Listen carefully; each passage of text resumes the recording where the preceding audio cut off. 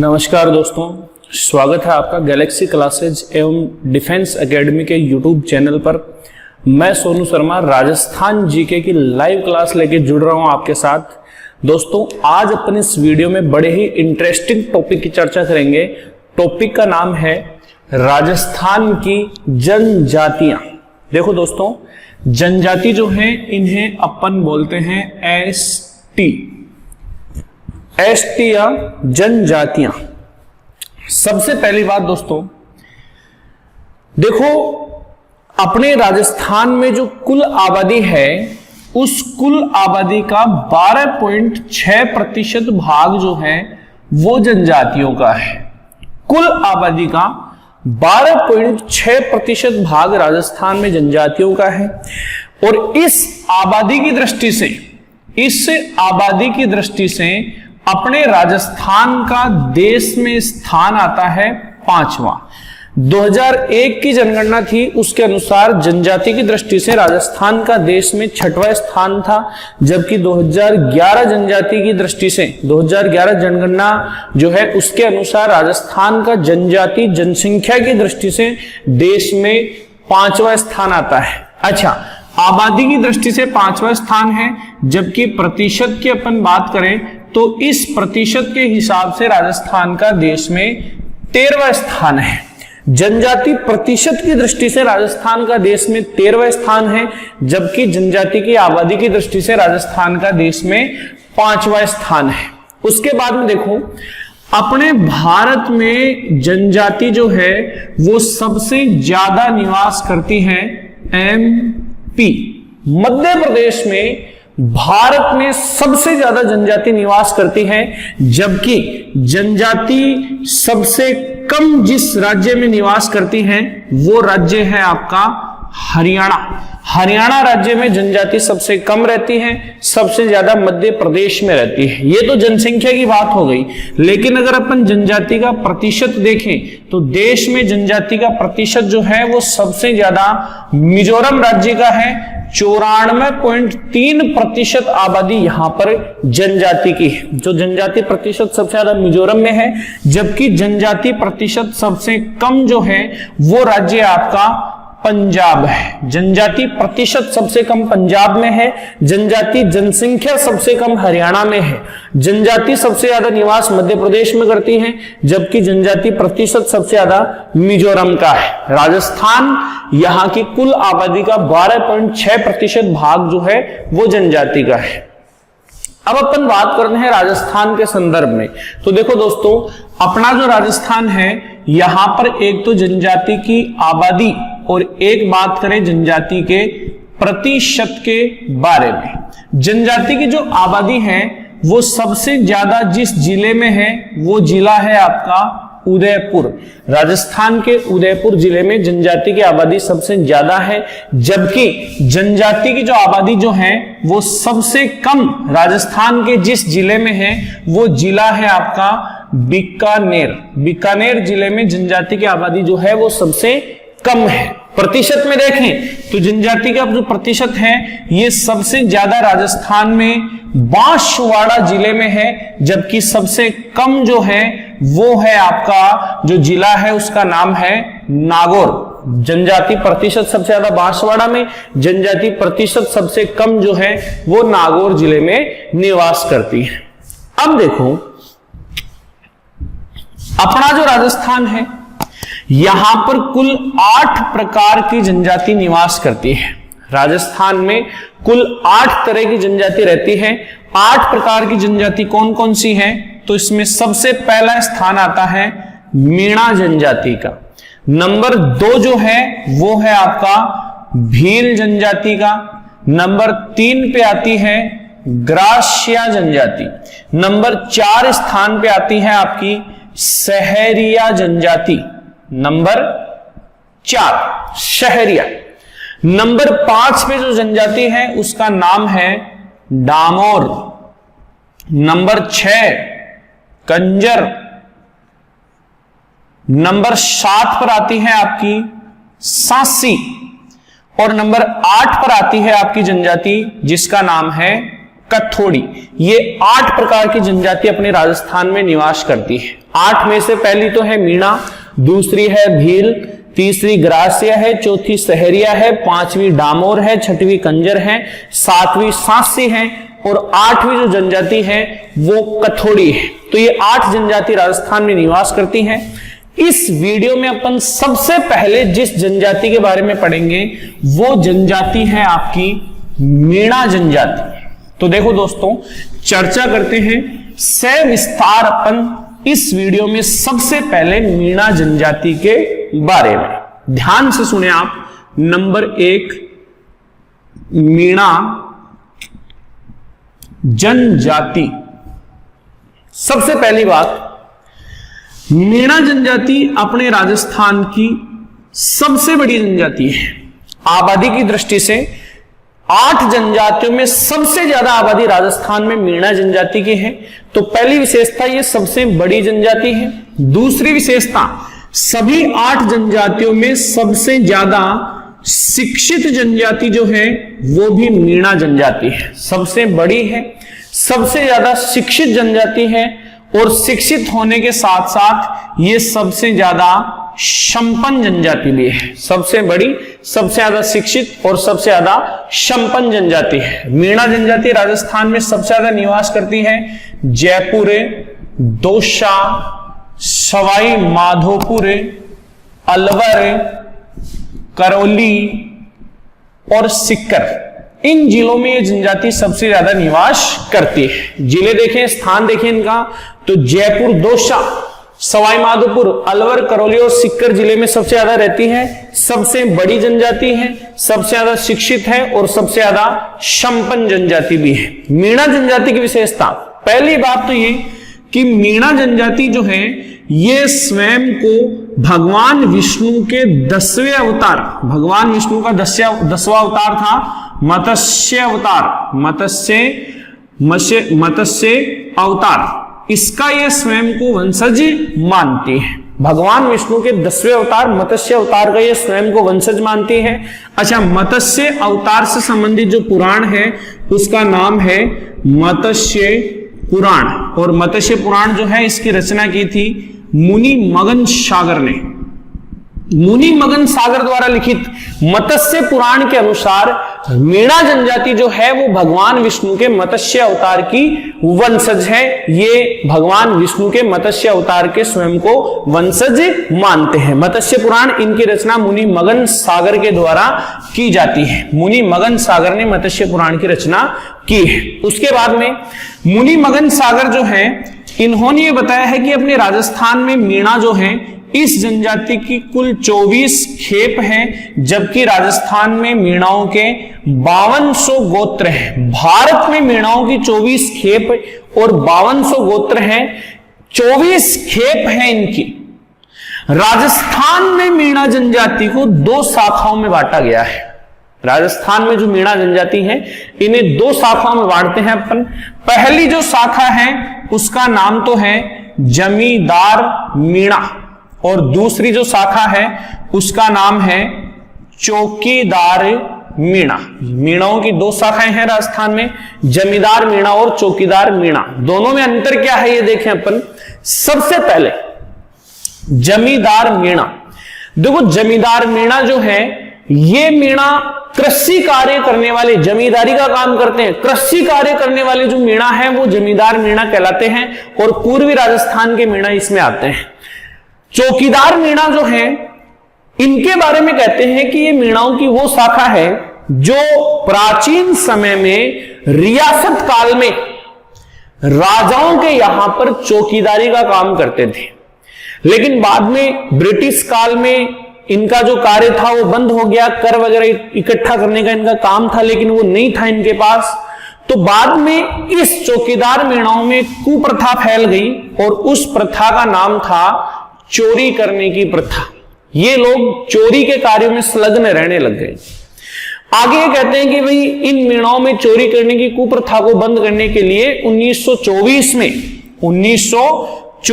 में ब्रिटिश सरकार ने इनके ऊपर एक कानून लागू किया था, क्रिमिनल ट्राइब्स एक्ट, और उसी कानून को 1930 में जयपुर रियासत ने कड़ाई के साथ लागू किया एक नया नाम देकर जयराम पैसा कानून। और इस कानून में प्रावधान था कि मीणा जनजाति का प्रत्येक स्त्री पुरुष जिसकी उम्र 12 वर्ष से ज्यादा हो रोज नजदीकी थाने में जाकर हाजिरी दे।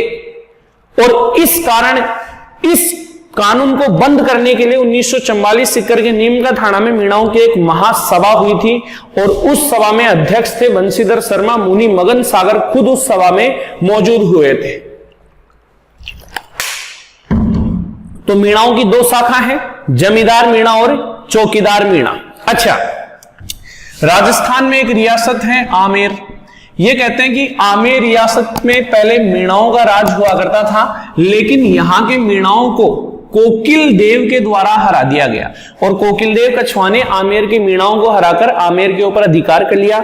आगे इनमें एक परंपरा चालू हुई, जब भी कछुआ शासक का राज्याभिषेक होता था तो उस शासक का राज्याभिषेक मीणा सरदार के द्वारा ही किया जाता था। तो आमेर रियासत प्रारंभ में यहां पर मीणाओं का ही क्या था, शासन था। आगे अपन चर्चा करें मीणा जनजाति की कुछ विशेष बातों के बारे में। पहली बात, मीणा जो जनजाति है, इस जनजाति में बाल विवाह का प्रचलन सबसे ज्यादा है। जितनी भी 8 जनजातियां हैं, इन 8 जनजातियों में सबसे ज्यादा बाल विवाह जो है वो मीणा जनजाति में होते हैं। तो इस जनजाति में बाल विवाह का प्रचलन सबसे ज्यादा है। बाल विवाह का प्रचलन सबसे ज्यादा है, लेकिन इनमें जो गोना है, गोना प्रथा जो है, ये वयस्क होने के बाद ही की जाती है। यानी कि वयस्क होने के, विवाह बचपन में हो जाता है, लेकिन वयस्क होने के बाद ही लड़की जो है वो अपने ससुराल रहने के लिए आती है, वयस्क होने पर ही। इसलिए गोना जो है वो वयस्क होने पर किया जाता है। अगली बात, मीणा जनजाति, इसमें नाता प्रथा का प्रचलन है। नाता प्रथा इसका इस जनजाति में प्रचलन है। नाता प्रथा देखो होती क्या है, इसमें क्या है कि जब कोई भी महिला अपने पति को छोड़कर दूसरे पति के साथ रहने लग जाए तो उसे बोलते हैं नाता प्रथा। तो उसका इसमें प्रचलन है। मीणा जनजाति में विधवा विवाह का प्रचलन भी है और विधवा जो है उसके लिए यह प्रावधान है कि वो अपने देवर से विवाह कर सकती है। तो विधवा जो है वो अपने देवर से विवाह करती है, इसलिए इस जनजाति में विधवा विवाह का क्या है, प्रचलन है। नाता प्रथा का भी प्रचलन है। मीणा जनजाति में प्रचलित जो तलाक की रस्म है, तलाक की जो रस्म है उसका एक अनोखा नाम है, उसे कहते हैं छेड़ा फाड़ना। ये तलाक की रस्म है। अब इस प्रथा में देखो क्या होगा, जब भी पति पत्नी के बीच झगड़ा होगा, तलाक लेंगे, तो पंचायत के सामने तलाक होता है। और उसमें क्या किया जाता है कि पुरुष जो है वो पंचायत के सामने अपनी पत्नी जो महिला है उसके चुनरी का जो पल्लू है उसे फाड़ देता है। पंचायत के सामने जब चुनरी को, पल्लू को फाड़ता है तो उसे छेड़ा फाड़ना कहते हैं। और ऐसा करने पर दोनों के मध्य तलाक मान लिया जाता है। अब एक रिवाज और भी है, तलाक होने के बाद ये कहते हैं कि जिस महिला का तलाक हुआ है वो उसी पंचायत से अपने सर पे पानी का मटका रखकर गांव की ओर प्रस्थान करती है। तलाक होने के बाद महिला अपने सिर पर पानी का मटका रख के गांव की ओर प्रस्थान करती है। गांव में जो पुरुष महिला के मटके को उतरवाता है वो पुरुष ही आगे उस महिला का भावी पति बन जाता है। तो ये विवाह की एक अनोखी रस्म है। तलाक होने के बाद इस प्रकार से महिला जो है वो विवाह करती है। तो इस जनजाति में इस प्रथा का भी प्रचलन है। उसके बाद में देखो, मीणा जो है, इस जनजाति में जो व्यक्ति शादी विवाह के मामलों में मध्यस्थता करता है, बिचौलिए का काम करता है शादी विवाह के मामले में, जो आमतौर पे आपका मामा या फूफा होता है उनके द्वारा मध्यस्थता की जाती है। और जो व्यक्ति मध्यस्थता करते हैं उसे बोलते हैं बढ़ालिया। शादी विवाह के मामलों में मध्यस्थता करने वाले व्यक्ति को ये लोग बढ़ालिया कहते हैं। उसके बाद में देखो, मीणा जनजाति में एक प्रथा का प्रचलन है जिसका नाम है मोरनी मांडना। मोरनी मांडना प्रथा, इसमें क्या होता है कि जब भी कोई विवाह का अवसर या कोई भी त्योहार का अवसर होता है तो ये लोग अपने घरों के बाहर जो है वो मांडने बनाते हैं और उसे बोलते हैं मोरनी मांडना। तो मोरनी मांडना प्रथा जो है उसका प्रचलन भी मीणा जनजाति में है। अगली बात, मीणा जनजाति, इस जनजाति के लोग अपने पूर्वजों के जो श्राद्ध हैं वो गोवर्धन के दिन मनाते हैं। ये एक अनोखा रिवाज है इनमें। मीणा जनजाति के लोग अपने पूर्वजों के श्राद्ध गोवर्धन के दिन मनाते हैं। इस जनजाति में जो महापंचायत है, महापंचायत, उस महापंचायत को ये लोग बोलते हैं 84। मीणा जनजाति के लोग महापंचायत को 84 कहते हैं, जबकि मीणा जनजाति के लोग अपने मुखिया को बोलते हैं पटेल। ये इनके मुखिया का नाम है। मीणाओं में मुखिया को कहा जाता है पटेल। आगे देखो, मीणा जनजाति जो है ये शक्ति की उपासक है, शक्ति को पूजती है। ये मीणा जनजाति शक्ति की उपासक है। इस जनजाति की जो कुल देवी है उनका नाम है जीर्ण माता। जीर्ण माता मीणाओं की कुल देवी है, ये शक्ति के उपासक है। अच्छा, मीणाओं के जो कुल देवता है, कुल देवता, उनका नाम है भुज देवता। भुज देवता जो है ये मीणाओं के कुल देवता है। मीणाओं के बारे में कहते हैं कि मीणा जनजाति जो है वो भूरिया बाबा की कसम खाने के बाद झूठ नहीं बोलती। भूरिया बाबा इनके आराध्य देव हैं और अपने आराध्य देव भूरिया बाबा की कसम खाने के बाद ये जनजाति जो है वो झूठ नहीं बोलती। ये भी इनकी खासियत है। अच्छा, मीणा जनजाति का पवित्र तीर्थ, तो पवित्र तीर्थ जो है उसका नाम है आपका रामेश्वर धाम। रामेश्वर धाम मीणाओं का पवित्र तीर्थ है। ये सवाई माधोपुर में स्थित है। मीणाओं का पवित्र तीर्थ रामेश्वर धाम सवाई माधोपुर में चंबल, बनास और सीप नदियों के संगम पर स्थित है। और यहां पर रामेश्वर धाम सवाई माधोपुर में मीणा जनजाति अपने पूर्वजों की अस्थियों का विसर्जन करती है। तो ये थी दोस्तों आपकी राजस्थान की पहली जनजाति जिसका नाम है मीणा जनजाति। सबसे बड़ी जनजाति है ये, शिक्षित है और संपन्न जनजाति भी है। इसके अलावा जयपुर, दौसा, अलवर, सवाई माधोपुर, करौली, सीकर जिलों में ये जनजाति निवास करती है। इनकी कुलदेवी जो है वो जीर्ण माता है और इनके कुल देवता जो है वो भुज देवता है। मीणाओं की महापंचायत को 84 कहते हैं, मुखिया को ये लोग पटेल कहते हैं। इसके बाद में राजस्थान की दूसरी जनजाति की बात करें जो है आपकी भील जनजाति। भील जनजाति, सबसे पहले भील जनजाति के निवास स्थान की अपन चर्चा करें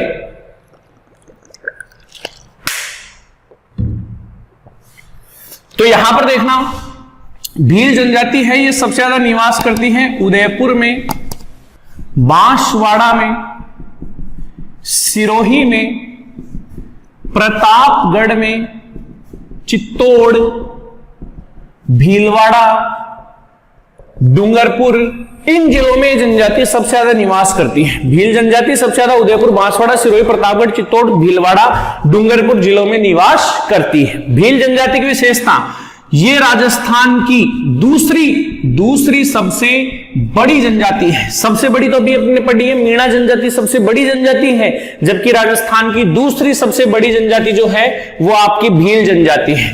भील जनजाति दूसरी बड़ी होने के साथ साथ राजस्थान की सबसे प्राचीन जनजाति भी है, सबसे प्राचीन भी है और दूसरी सबसे बड़ी जनजाति भी है। भील जनजाति जो है ये स्वयं को महादेव की संतान मानते हैं। भगवान शिव, महादेव, देवों के देव महादेव की ये स्वयं को क्या मानते हैं? संतान मानते हैं। अच्छा, भीलों के बारे में कर्नल जेम्स टोड क्या कहते हैं? कर्नल जेम्स टोड, इनके द्वारा भीलों को कहा गया है वन पुत्र, जंगल के बेटे हैं ये, वन के पुत्र हैं ये, वन पुत्र कहकर इनको संबोधित किया है कर्नल जेम्स टोड ने। उसके बाद में भील जनजाति जो है इनका प्रिय हथियार जो है वो है आपका धनुष और बाण। भील जो है वो अपने पास धनुष बाण हमेशा रखते हैं। भील शब्द जो है ये शब्द ही बना है विल से, और इस विल शब्द का अर्थ होता है वो व्यक्ति जो तीर चलाता है, तो तीर चलाने वाले को विल कहते हैं, इसलिए इनका प्रिय हथियार जो है वो धनुष बाण है। याद रहे, अपनी राजस्थानी भाषा में तीर चलाने वालों को बोलते हैं कांडी। क्या बोलते हैं? कांडी। लेकिन यहां पर एक अनोखी बात यह है कि अगर आप किसी भील व्यक्ति को कांडी कहते हैं तो वो आपकी बात सुनकर क्रोधित होता है। क्या कहने पर? कांडी कहने पर क्या होता है? क्रोधित होता है। और उसका कारण क्या है? कारण क्या है कि कांडी शब्द को ये लोग गाली मानते हैं, इसलिए कांडी कहने पर ये क्रोधित होते हैं। लेकिन अगर आप इन्हें बोलते हैं वो पाडा, तो पाडा शब्द सुनकर ये लोग खुश होते हैं, इसे ये सम्मान सूचक शब्द मानते हैं। तो भील पुरुष इसे कांडी कहने पर क्रोधित होते हैं, पाडा कहने पर ये प्रसन्न होते हैं। तो जब भी कभी आपको मौका मिले भीलों से मिलने का, तो उन्हें आप पाडा कहकर ही संबोधित करना। लेकिन ये नहीं कि महिला मिलने पर आप उन्हें कहोगे, बिल्कुल नहीं, आपको पाडा ही कहना है। आगे देखो, भील जो जनजाति है, इस जनजाति की भी राजस्थान में 2 शाखाएं हैं। भीलों की राजस्थान में 2 शाखाएं हैं। पहली जो शाखा है उसका नाम है पोतीद्या भील, और दूसरी जो शाखा है उसका नाम है लंगोटिया भील। अंतर इतना है केवल इनमें कि पोतीद्या जो भील है ये पूरे वस्त्र धारण करते हैं, जबकि लंगोटिया भील जो है ये लंगोट वगैरह ही धारण करते हैं। तो इनकी 2 शाखाएं हैं, पोतीद्या भील और लंगोटिया भील। आगे भीलों की प्रथा देखें अपन। सबसे पहले भील जनजाति के लोग अपने गोत्र को कहते हैं अटक। ये लोग अपने घर को कहते हैं कु या टापरा। ये लोग अपनी बस्ती को बोलते हैं फला, तथा अपने गांव को ये कहते हैं पाल, और साथ में अपने मुखिया को ये लोग बोलते हैं गमेती। गमेती, ये कुछ शब्द बता रहा हूं मैं आपको। ये लोग गोत्र को कहते हैं अटक, घर को कहते हैं कु या टापरा, बस्ती को कहते हैं फला, गांव को कहते हैं पाल, और मुखिया को कहते हैं गमेती। ये इनकी विशेषता है, ये इनके शब्द हैं। उसके बाद में देखो, भील जनजाति जो है, इस जनजाति में बाल विवाह का प्रचलन बिल्कुल भी नहीं है। बाल विवाह का प्रचलन नहीं है भीलों में। अच्छा, इनमें देवर विवाह का प्रचलन है। इनमें भी क्या है? देवर विवाह का प्रचलन है। विधवा जो है वो अपने देवर से विवाह करती है। भीलों में विवाह की कई सारी रस्म है, कई प्रकार से विवाह होते हैं। जैसे एक तो इनका विवाह है मोर बंदिया। मोर बंदिया, ये तो इनका परंपरागत विवाह है ना। पूरे समाज के सामने जो विवाह किया जाता है मोर बंदिया परंपरागत विवाह है। अन्य जो विवाह है उनमें एक तो है इनका हरण विवाह। हरण करके ये विवाह करते हैं, इसकी मान्यता है। सेवा विवाह का प्रचलन भी है। इसमें क्या होगा कि जो लड़का है वो कुछ समय के लिए लड़की के घर पे रह के उसके माता पिता की सेवा करता है, और माता पिता खुश होकर अपनी लड़की का विवाह लड़के के साथ करते हैं। तो वो सेवा विवाह है, घर जमाई की तरह होता है ये। इसके अलावा हठ विवाह भी है इनमें। लड़का लड़की दोनों हट कर ले कि भाई मैं तो ब्याह करीशा, तो वो क्या हो गया? आपका हट विवाह हो गया। इसके अलावा और देखें इनमें तो आपका हट विवाह हो गया। अच्छा, क्रय विवाह भी है। क्रय विवाह, विनिमय विवाह भी कहते हैं इसे।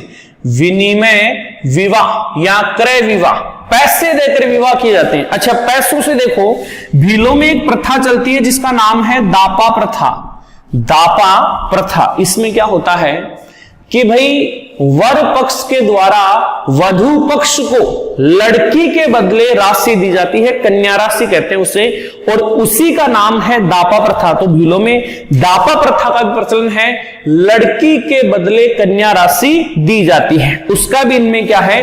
प्रचलन है। अच्छा, भीलों का एक अनोखा विवाह है, उसका नाम है हाथी विड्डो, इसका भी प्रचलन है। अब हाथी विड्डो एक अनोखा विवाह, इसमें क्या होता है कि भील जो है वो कुछ वृक्ष को, पेड़ों को देव वृक्ष के समान मानते हैं, देव तुल्य पूजते हैं। और वो वृक्ष आपके कौन कौन से हैं? जैसे कि आपका महुआ हुआ, पीपल हुआ, सागवान हुआ, इन्हें ये देव वृक्ष के समान मानते हैं। तो ये लोग क्या करते हैं कि इन पेड़ों को, महुआ, पीपल या सागवान को साक्षी मानकर भी विवाह करते हैं, और ऐसे विवाह को ये लोग बोलते हैं हाथी विंडो विवाह। विवाह से संबंधित एक उत्सव भी मनाया जाता है भीलों में, जिसका नाम है भंगोरिया उत्सव। अब देखो इसमें क्या होता है भंगोरिया उत्सव में, इसमें क्या है, ये एक सम्मेलन की तरह होता है। लड़का लड़की शामिल होते हैं इस उत्सव में, और वो एक दूसरे को पसंद करते हैं, और पसंद करने के बाद वो विवाह कर लेते हैं। तो भंगोरिया उत्सव का भी प्रचलन है, जिसमें लड़का लड़की एक दूसरे को पसंद करते हैं। एक गीत भी है भीलों का, हम सीडो गीत जो है ये भीलों में विवाह के अवसर पे गाया जाता है। तो विवाह के अवसर पे भीलों में गाया जाने वाला जो गीत है, उस गीत का नाम है हम सीडो विवाह। ये तो विवाह से संबंधित बातें हो गई। आगे कुछ रस्म देखें। देखो भील जनजाति जो है, इसमें दो प्रकार की कृषि का प्रचलन है, दो प्रकार से खेती करते हैं ये।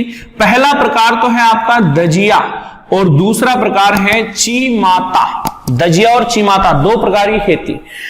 दजिया खेती में क्या होता है कि ये लोग जंगल को साफ करके, जंगल में पेड़ों को काट लेते हैं, साफ कर लेते हैं, और वहां पर वो खेती करते हैं, और 5-4 साल जब तक वो जमीन उपजाऊ रहती है तब तक खेती करते हैं, बाद में दूसरे स्थान पे जंगल को साफ करके खेती करते रहते हैं। तो ऐसी खेती को तो ये दजिया कहते हैं। जबकि ये लोग क्या है कि जैसे मान लो पहाड़ का ढाल है, उस पहाड़ के ढाल को ये लोग सीढ़ी नुमा आकृति में काट लेते हैं, और सीढ़ी नुमा आकृति में काटने के बाद ये उस क्षेत्र में भी क्या करते हैं, खेती करते हैं। तो पहाड़ों को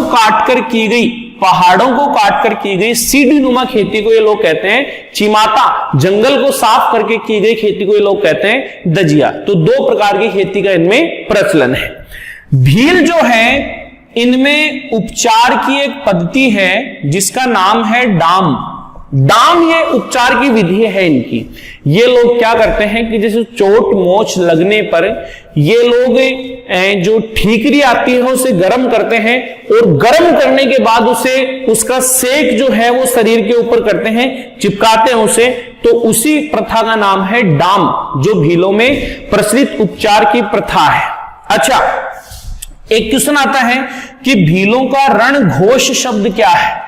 रणघोष शब्द कमेंट करके बताएं, देखिए फटाफट। भीलों का रणघोष शब्द 2 सेकंड में। भीलों का रणघोष शब्द, बिल्कुल भीलों का जो रणघोष शब्द है उसका नाम है फायरे फायरे फायरे फायरे। जब कभी भी संकट आता है इन पे, तो इस जनजाति में पुरुष क्या करता है कि वो एक ढोल को पीटता हुआ गांव की ओर दौड़ता है, और जोर जोर से वो जो चिल्लाता है फायरे फायरे, यानी कि संकट आया है। ऐसा अपने भी होता है, अपने यहां पर संकट आने पर बोलते हैं बारे। तो भीलों का रणघोष शब्द जो है वो आपका क्या है, फायरे फायरे इनका रणघोष शब्द है। आगे देखें अपन भीलों के जो प्रमुख देवी देवता हैं उनकी अपन चर्चा करें। तो देखो भील जो जनजाति है, इस जनजाति के जो कुल देवी है इनकी, उसका नाम है आमजा माता। आमजा माता भीलों की कुलदेवी है, और इनका जो मंदिर है वो केलवाड़ा में स्थित है। केलवाड़ा आपका उदयपुर में है, ये इनकी कुलदेवी है। जबकि भीलों के जो कुलदेवता हैं, कुलदेवता उनका नाम है टोटम, ये इनके कुलदेवता है। कुलदेवी का नाम है आमजा माता, कुलदेवता का नाम है टोटम। भील जनजाति जो है, ये लोग विवाह की देवी के रूप में पूजते हैं भराड़ी को। भराड़ी इनकी विवाह की देवी है।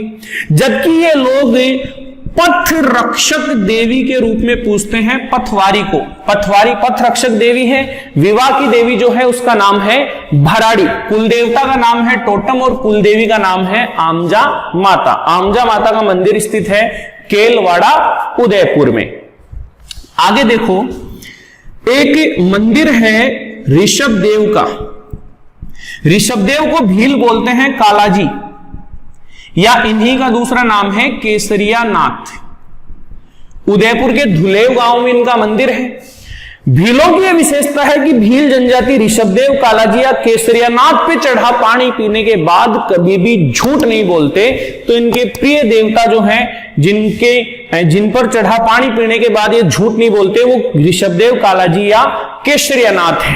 भीलों का पवित्र तीर्थ, तो इनका पवित्र तीर्थ जो है वो है आपका मातृकुंडिया। मातृकुंडिया स्थान चित्तौड़ में है और यहां पर ये लोग अपने पूर्वजों की अस्थियों का विसर्जन करते हैं, इसलिए इसे कहते हैं मेवाड़ का हरिद्वार। मेवाड़ के हरिद्वार नाम से प्रसिद्ध है मातृकुंडिया स्थान जो चित्तौड़गढ़ में है। यहां पर भील जनजाति के लोग अपने पूर्वजों की अस्थियों का विसर्जन करते हैं। नेक्स्ट देखो, भीलों का प्रमुख मेला। तो देखो इनके दो प्रसिद्ध मेले हैं।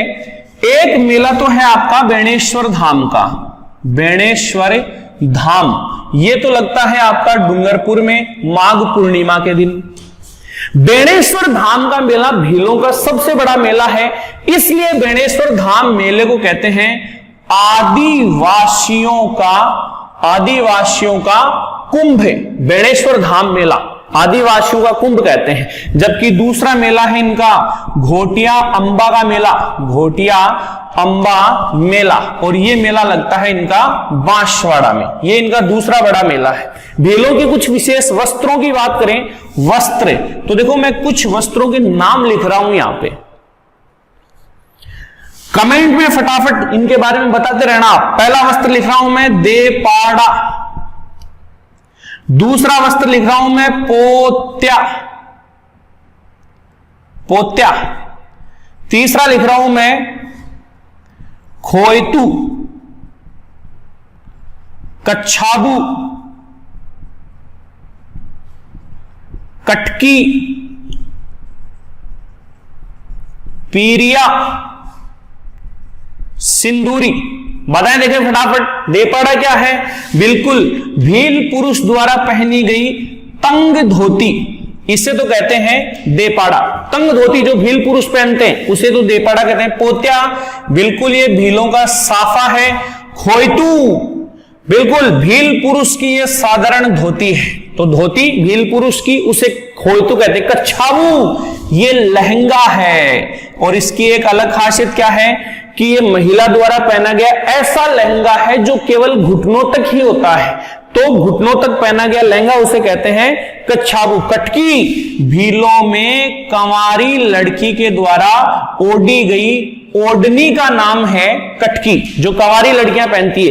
पीरिया और सिंदूरी ये दोनों भील महिला द्वारा विवाह के अवसर पे पहना जाता है। इसमें पीरिया जो है ये तो भील महिला द्वारा पहना गया लहंगा है जो विवाह के अवसर पे पहनते हैं, और सिंदूरी जो है ये भील महिला द्वारा ओढ़ी गई ओढ़नी है, ये भी विवाह के अवसर पे ओढ़ी जाती है। कुछ और प्रथाएं देखें अपन, तो देखो भील जनजाति है, इसमें जो मृत्यु भोज की प्रथा है उसे लोग बोलते हैं कायटा या काटा, कायटा या काटा। भीलों में प्रचलित मृत्यु भोज की प्रथा का नाम है कायटा या काटा।